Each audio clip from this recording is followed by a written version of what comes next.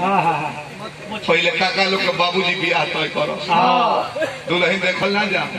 बेटिया स्वयं अपना बेटी से तनी दो लड़का खोजो बराछा होके तिलक होके मटकोर होके बारात जाओ दुल्हन आवो रास्ता में बोल चल ना होके डोली में हेने मरद पड़े हेने मेहरा रूबी दुआरा पर आओ दौरा में डेक पड़े दुआरा दूल्हा सुतो रहो 11 बजे रात के भौजाई जस जगह बबुआ जागले बाड़े अगला बता भौजाई कहते तब सुत रही ना अब टूट गइल बा झूठी ना जाई दुल्हन आइल बड़ी तनी समाचार बतियाई वो कहत रे भौजाई से बिया तक कुछ जानते नहीं काहे खाती वो बोले कि जाई ना रास्ता लौटे लगी केना बोले इस समय के बदलाव है एक बार बाबूजी दुल्हन देखे जाए तो लड़का कहता कि तोहरा रखे के बा हम जाए देखे लड़का देख के आओ तो दुल्हन अभी बरसो देखे चढ़ो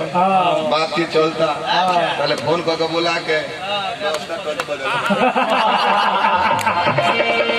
समय सुदर्शन भाई फिल्म के लग रहे हम लाख छुपाई प्यार दुनिया को पता चल जाएगा लेकिन छुप छुप के मिलने से मिलने का मजा तो हाँ बात बोलो थोड़ा बढ़ा दीजिएगा हेलो हेलो उतना ही सीटी ना दे बस कम कर दीजिए हेलो तबे से कहते नहीं तो नहीं खो बढ़ाओ आई अपन ले ले भेदी अली के पड़ा का एक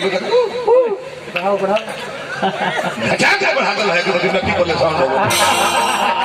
छिटिया होल भेल आवाज फट गई बोल रहा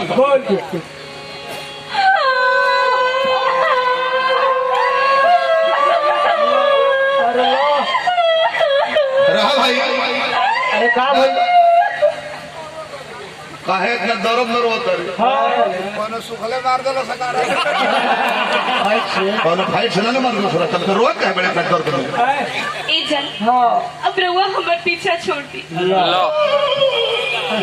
नमर आदमी के छाछ पर कितना मेहनत से चढ़ल दिया और दिया हमर पीछा कोई छोड़ दी पहले बताओ भाई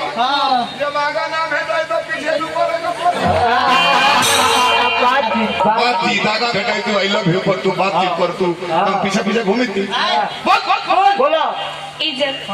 मम्मी पापा हमारे जबरदस्ती शादी से करा दिले पड़े लड़का से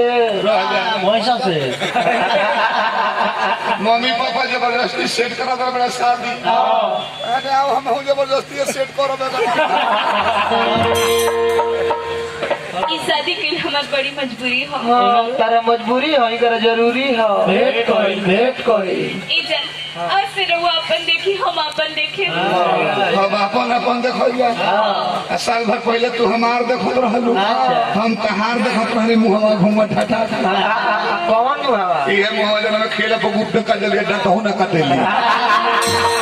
बोल लड़की गोरा लेकिन रहुआ हमरे से एगो वादा करी रहुआ हमरे शादी में जरूर आए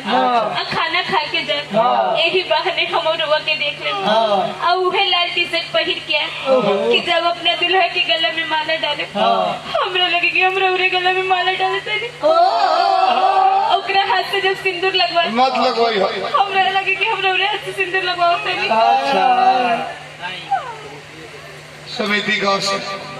और कोई मजबूरी नहीं होती दुनिया गम तो देती है और कोई मजबूरी नहीं होती आज अब से दूर हूँ तो क्या हुआ आज अब से दूर हूँ तो क्या हुआ दूर रहकर मोहब्बत कम तो नहीं होती देखो तो ओ माय बेबी माय सोना my darling my sweet my जानू माय बेबी ओ माय हगी बबुआ देखो एक बार शहर सुन के हम बानी की गुजर गई अरे वो तो कबे के मर गई महाराज मर गई बनी सुदर्शन भैया सभी अपने अपने घरे भाग गए